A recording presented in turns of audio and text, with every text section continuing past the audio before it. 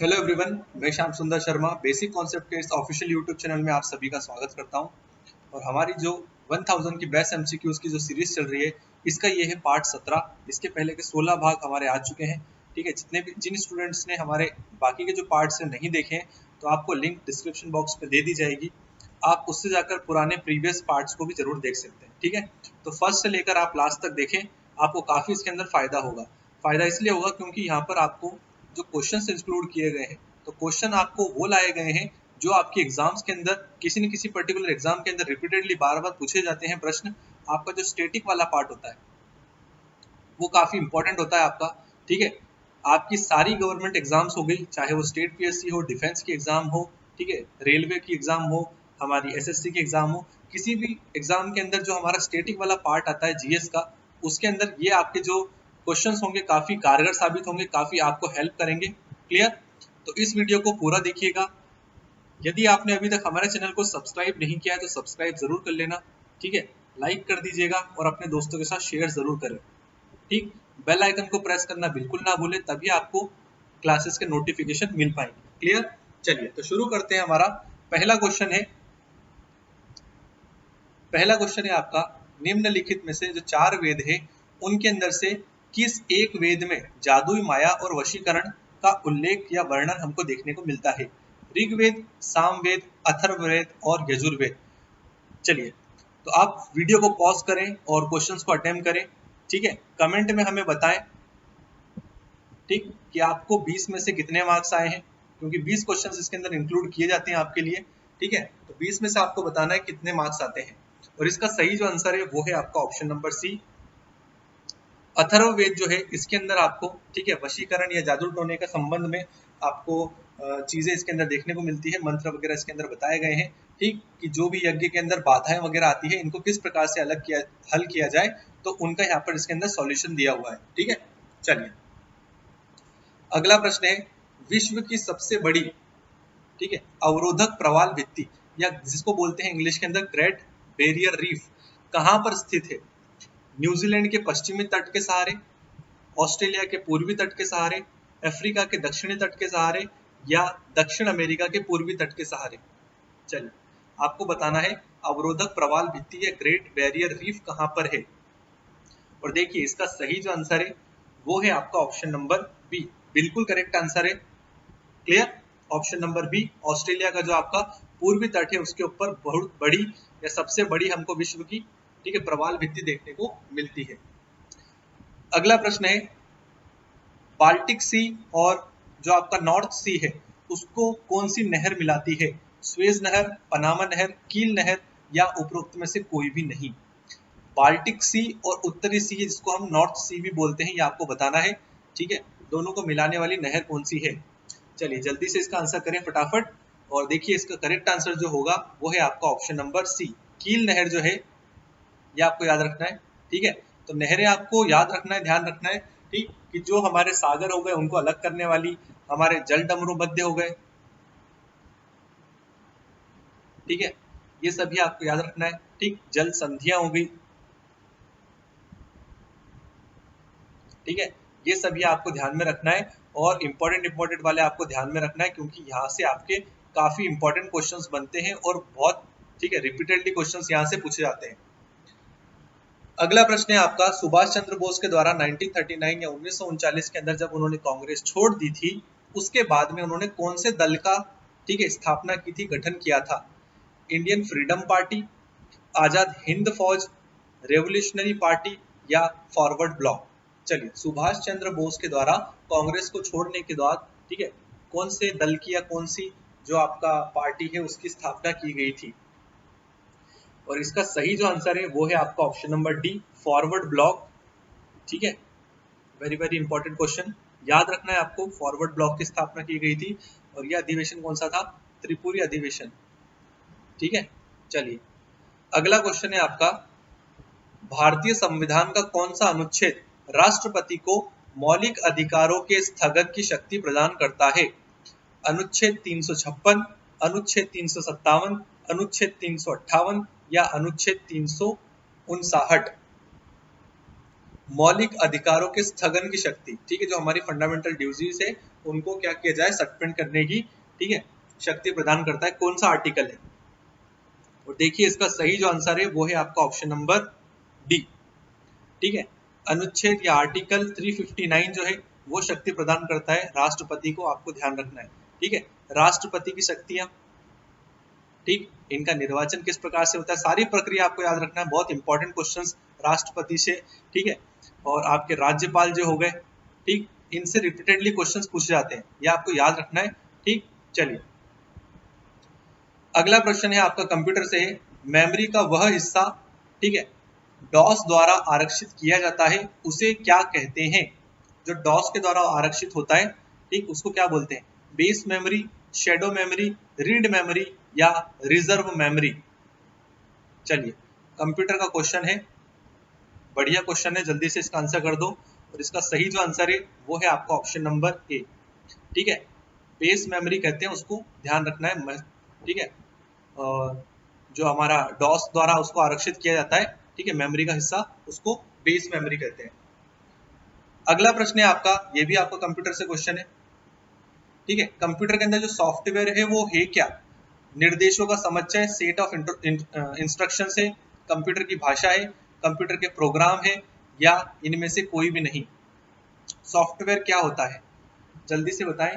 और इसका सही जो आंसर है मैं आपको बताता हूँ, फटाफट जल्दी से आंसर कर दो इसका। देखिए इसका करेक्ट जो आंसर है वो है आपका ऑप्शन नंबर ए, ठीक है। तो आपका जो सॉफ्टवेयर होता है वो क्या होता है? सेट ऑफ इंस्ट्रक्शंस होते हैं, ठीक है, जो प्रोग्राम की जाती है उसके अंदर आपके जो इंस्ट्रक्शन दिए जाते हैं उन सभी को बनाया जाता है, ठीक। चलिए एशिया के अंदर क्षेत्रफल की दृष्टि से सबसे छोटा देश कौन सा है? ठीक है, मालदीव, बांग्लादेश, सिंगापुर या नेपाल? क्षेत्रफल की दृष्टि से सबसे छोटा देश पूछा गया है, और कहाँ का है? एशिया का पूछा गया है, ठीक है। आप हमेशा क्वेश्चन को ध्यान से पढ़ें और ऑप्शन को भी ध्यान से देखें, आपको ऑप्शन से भी काफी हेल्प मिलेगी, ठीक है। जल्दबाजी के अंदर अगर आप क्वेश्चन को गलत पढ़ते हो तो हमारे साथ गलत होने के चांसेस बहुत ज्यादा रहते हैं, ठीक है। आते हुए भी क्वेश्चन हम उसको गलत कर देते हैं, ये चीजों को ध्यान रखें। देखिए इसका सही जो आंसर होगा वो है आपका ऑप्शन नंबर ए, मालदीव्स, ठीक है ना। इसका कैपिटल है माले, ठीक, याद रखना है आपको, सबसे छोटा देश है किसका? एशिया का, क्षेत्रफल की दृष्टि से। अगला क्वेश्चन है आपका, अकबर का मकबरा कहां पर स्थित है? आगरा, सिकंदरा, फतेहपुर सिकरी या दिल्ली? चलिए बढ़िया क्वेश्चन है, ठीक है, इंपॉर्टेंट क्वेश्चन है, और काफी सारे स्टूडेंट इसके अंदर गड़बड़ करते हैं, बताऊंगा क्या गड़बड़ करते हैं, ठीक है। आगरा, सिकंदरा, फतेहपुर सिकरी या दिल्ली? जल्दी से इसका आंसर करो फटाफट, वीडियो को पॉज करके आंसर करो, कॉपी पेन साथ के अंदर लेके बैठो, नोट डाउन करते चलो, ठीक है। लास्ट के अंदर कमेंट करके सभी बताइएगा। इसका करेक्ट जो आंसर है वो है आपका ऑप्शन नंबर बी है, सिकंदरा, ठीक। कई सारे स्टूडेंट इसके अंदर फतेहपुर सिकरी लगा देते हैं, ठीक है, आगरा लगा देते हैं, ठीक, कि वहां पर रहा होगा वो, है ना, पर यहाँ पर इसका सही जो आंसर है वो क्या है? सिकंदरा है, आपको याद रखना है, वेरी वेरी इंपॉर्टेंट क्वेश्चन है अकबर के काल से। अगला क्वेश्चन है आपका, प्रायद्वीपों का महाद्वीप किसे कहा जाता है? ठीक है, प्रायद्वीप मतलब इंग्लिश के अंदर होता है पेनिनसुला, ठीक। तो पेनिनसुला का कॉन्टिनेंट किसे कहते हैं? ऑस्ट्रेलिया को, एशिया को, अफ्रीका को या यूरोप को? प्रायद्वीपों का महाद्वीप, चलिए ऑस्ट्रेलिया, एशिया, अफ्रीका या यूरोप? देखिए इसका सही जो आंसर है वो है आपका ऑप्शन नंबर डी, ठीक है। यूरोप के अंदर कई सारी ऐसी कंट्रीज है जो आप देखोगे जिसके अंदर क्या करती है, वो पेनिनसुला बनाती है, ठीक है, जैसे इटली वगैरह हो गई। तो पेनिनसुला मतलब जैसे हमारा भारत है, तो भारत के अंदर भी हम क्या करते हैं, जो हमारा दक्षिण भारत है तो क्या उसको बोलते हैं हम? प्रायद्वीपीय भारत उसको कहा जाता है, मतलब तीन साइड से क्या है यहाँ पर? वाटर बॉडी है, ठीक है, पानी से घिरा हुआ तीनों जगह से, ठीक है। इस प्रकार की जो बॉडी होती है उसको क्या बोलते हैं हम? प्रायद्वीप या पेनिनसुला कहते हैं। अगला क्वेश्चन है आपका, ठीक है, और सबसे बड़ा है अरब का प्रायद्वीप, ठीक। चलिए विश्व में सिंचाई नहरों का सबसे बड़ा जाल किस देश में है? बांग्लादेश, भारत, पाकिस्तान या अफगानिस्तान? चलिए इसका आंसर कीजिए, सिंचाई नहरों का सबसे बड़ा जो जाल है वह किस देश के अंदर है? बांग्लादेश, भारत, पाकिस्तान या अफगानिस्तान? और इसका सही जो आंसर है वो है हमारा पड़ोसी मुल्क, ठीक है, पाकिस्तान, ठीक, जिससे हम उत्तर पश्चिम की बॉर्डर शेयर करते हैं, पीओके, ठीक है, जो विवादित क्षेत्र है, ठीक है, पाकिस्तान के द्वारा ऑक्यूपाइड है हमारा कश्मीर। ठीक, चलिए अगला क्वेश्चन है आपका, एंजिल नामक झरना किस महाद्वीप में है? ठीक है, एंजिल नामक जो झरना है वो किस महाद्वीप में है? दक्षिण अमेरिका, उत्तर अमेरिका, यूरोप या ऑस्ट्रेलिया? चलिए बढ़िया क्वेश्चन है, इंपॉर्टेंट क्वेश्चन है। ठीक, तो जो आपके वर्ल्ड जीके की हम बात करते हैं तो वर्ल्ड जीके के अंदर आपके इस प्रकार के क्वेश्चंस आपके वन लाइनर्स के काफी ज्यादा पूछे जाते हैं। इसका सही आंसर है आपका ऑप्शन नंबर ए, दक्षिण अमेरिका है वहां पर है। ठीक है, एंजल जलप्रपात आपको याद रखना है। ठीक, अगला प्रश्न है आपका, थल सेना की जो कर्नल रैंक होती है वो वायुसेना के अंदर, ठीक है, किस ओहदे की रैंक के समान होगी? ठीक है, तो जो रैंक का कंपैरिजन आपको करना है, आपको अगर आर्मी के अंदर कर्नल है तो इसके इक्विवेलेंट रैंक, ठीक है, एयरफोर्स के अंदर कौन सी होगी? Wing commander, air commander, group captain या एयर मार्शल? चलिए बढ़िया क्वेश्चन है और इसका जल्दी से आंसर कर दो फटाफट। देखिए इसका सही जो आंसर है वो है आपका option number C, group captain होता है। ठीक है, तो जब आप रैंक देखते हो तो ठीक है, कहां से? लेफ्टिनेंट से शुरू होती है आर्मी की रैंक और कहां तक जाती है? जनरल तक। ठीक, वहीं पर हम बात करते हैं जो आपकी एयरफोर्स है उसकी रैंक जो शुरू होती है, ठीक है, वो फ्लाइंग ऑफिसर से शुरू होती है। तो ऐसे आपको इक्विवेलेंट सभी को याद रखना है। तो तीनों जो हमारी है, आर्मी, नेवी और इंडियन एयरफोर्स, इन तीनों के इक्विवेलेंट रैंक आपको याद रखना है, इनसे क्वेश्चंस पूछ लिए जाते हैं। क्लियर? चलिए अगला प्रश्न है आपका, भारत का कौन सा राज्य चीनी का कटोरा के नाम से जाना जाता है? उत्तरांचल, उत्तर प्रदेश, हिमाचल प्रदेश या बिहार? चीनी का कटोरा किसे कहा जाता है, कौन से राज्य को कहते हैं? चलिए फटाफट इसका आंसर कर दो और देखिए इसका सही जो आंसर होगा वो है आपका ऑप्शन नंबर बी। ठीक है, उत्तर प्रदेश, यूपी, बिल्कुल सही आंसर है। ठीक है, गन्ना भी सबसे ज्यादा होता है और चीनी का कटोरा इसको कहा जाता है, आपको ध्यान रखना है। अगला क्वेश्चन है, यूरोप का गर्म कंबल किसे कहते हैं?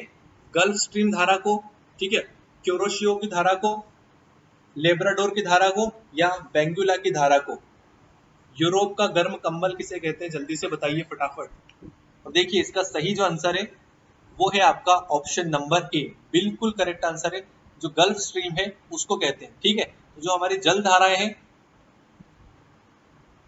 ठीक, किस स्थान पर कौन सी है, ठंडी कौन सी है ना, गर्म कौन सी है, ये सभी आपको ध्यान में रखना है। ठीक, ये इंपॉर्टेंट टॉपिक है आपका ज्योग्राफी का।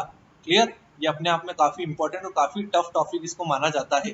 ठीक है, चलिए अगला क्वेश्चन है आपका, मुर्रा, जाफराबादी, ये जो नस्लें हैं किसकी नस्लें हैं? बकरी की, भेड़ की, भैंस की या गाय की? मुर्रा और जाफराबादी नस्ल किसकी है? बकरी, भेड़, भैंस या गाय? तो देखिए इसका सही जो आंसर है वो है आपका ऑप्शन नंबर, ठीक है, सी। ये किसकी है? भैंस की नस्लें हैं, आपको याद रखना है। क्लियर? चलिए अगला क्वेश्चन है आपका, जो हमारा राष्ट्रीय ध्वज है उसकी लंबाई और चौड़ाई का अनुपात क्या है, रेशियो क्या है? 2:1, 3:2, 4:3 या 5:4? जल्दी से आपको बताना है कि लंबाई और चौड़ाई का अनुपात क्या है, रेशियो क्या है हमारे राष्ट्रीय ध्वज का। देखिए इसका सही जो आंसर है वो है आपका ऑप्शन नंबर बी। ठीक है, तो जो हमारा तिरंगा है, क्लियर, बीच में अशोक चक्र है ना, जिसके अंदर कितनी है? 24 तीलियां हैं और ये कौन से रंग का है? तो ये नीले रंग का है। ठीक, सबसे ऊपर है केसरिया, ठीक है, जो साहस का प्रतीक है। ठीक है, फिर उसके बाद में सफेद, जो शांति का प्रतीक है। ठीक, फिर है हरा, जो हरियाली का प्रतीक है। ठीक है, और आपको कमेंट के अंदर मुझे आंसर करके बताना है कि जो हमारा चक्र है ये किसका प्रतीक है। ठीक है, ये आपको बताना है कमेंट के आंसर। क्लियर? कमेंट के अंदर लिखकर मुझे बताइएगा। अगला क्वेश्चन है आपका, चाणक्य का अन्य नाम क्या है? भट्ट स्वामी, विष्णुगुप्त, राजशेखर या विशाखदत्त? चलिए चाणक्य जो है इसको और किस नाम से जाना जाता है, उसका और कौन सा नाम है? क्लियर? और इसका सही जो आंसर है वो है आपका ऑप्शन नंबर बी, विष्णुगुप्त, बिल्कुल सही आंसर है। ठीक है, इनको क्या कहते हैं? भारत का मैकियावेली, ठीक है, ये भी आपको याद रखना है, ठीक। चाणक्य, विष्णुगुप्त, ठीक है, इनकी पुस्तक है अर्थशास्त्र, ठीक, जो कि किस पे? राजनीति पे पुस्तक है। क्लियर? चलिए अगला प्रश्न है, भूकंपों के, ठीक है, परिमाण स्वरूप उत्पन्न होने वाली समुद्रिक तरंगों को क्या कहा जाता है? सुनामी, प्रभंजन, टॉर्नेडो या यतिव्युति बिंदु, सिजिगी, टॉर्नेडो, हैरिकेन या सुनामीज। चलिए, तो जो समुद्री तरंगें उठती है भूकंप के कारण, ठीक है, उनको क्या कहते हैं? जल्दी से आंसर करो इसका फटाफट, बढ़िया क्वेश्चन है ये। और इसका सही जो आंसर है वो है आपका ऑप्शन नंबर ए, सुनामी, ठीक है। तो काफी ऊंची ऊंची लहरें होती है जो भूकंपी तरंगों के कारण, ठीक है, और काफी विध्वंसक, है ना, जो कोस्टल एरिया होते हैं उनके ऊपर काफी तबाही वगैरह इसके द्वारा मचाई गई थी, ठीक है, आपको याद होगा, ठीक, भारत के अंदर और आसपास के जो क्षेत्र थे उनके अंदर। क्लियर? चलिए अगला प्रश्न है आपका, जवाहर सागर बांध किस नदी पर स्थित है? कृष्णा, चंबल, बेतवा या सतलज नदी। जवाहर सागर बांध, ठीक है। चलिए, बांध से और नदियों से क्वेश्चन हर एग्जाम में आपको देखने को मिलेंगे, चाहे वो स्टेट पीएससी हो, चाहे हमारी सेंट्रल लेवल की एग्जाम हो, इंडिया लेवल की एग्जाम हो, दोनों आपको देखने को मिलेंगे, ठीक है। और ये देखिए, इसका सही जो आंसर है वो है आपका ऑप्शन नंबर बी, चंबल, ठीक, बिल्कुल याद रखना है आपको, ठीक है। एमपी से इसका उद्गम होता है, मध्य प्रदेश से, ठीक है, कहाँ से? महू से, है ना, चंबल नदी का। चलिए, जाना पाओ की पहाड़ी से याद रखना है आपको। तो इस प्रकार से हमारा आज का सेगमेंट होता है कंप्लीट, ठीक है। यदि आपने अभी तक हमारा फेसबुक, इंस्टाग्राम और टेलीग्राम के ग्रुप्स को ज्वाइन नहीं किया है तो ज्वाइन कर लेना, इनकी लिंक आपको मिल जाएगी डिस्क्रिप्शन बॉक्स के अंदर, ठीक है। यदि आपको हमारा ये सेगमेंट पसंद आता है तो लाइक जरूर करें, अपने दोस्तों के साथ शेयर करें और सब्सक्राइब करना बिल्कुल ना भूलें, बेल आइकन को प्रेस करना बिल्कुल ना भूलें, तभी हमारी आपको लाइव क्लासेस का या हमारे जो भी वीडियो अपडेट होते हैं उनका आपको, ठीक है, नोटिफिकेशन तभी प्राप्त होगा। क्लियर? कमेंट करके जरूर बताइएगा अपने अपने मार्क्स, ठीक है, आपको कितने मार्क्स आए हैं 20 में से, ठीक है। चलिए, मिलते हैं अगले सेशन के अंदर, इसी प्रकार का बढ़िया सेशन आपके लिए लेकर आता जाएंगे, ठीक। चलिए, मिलते हैं अगले सेशन में। Thank you for watching everyone. जय हिंद।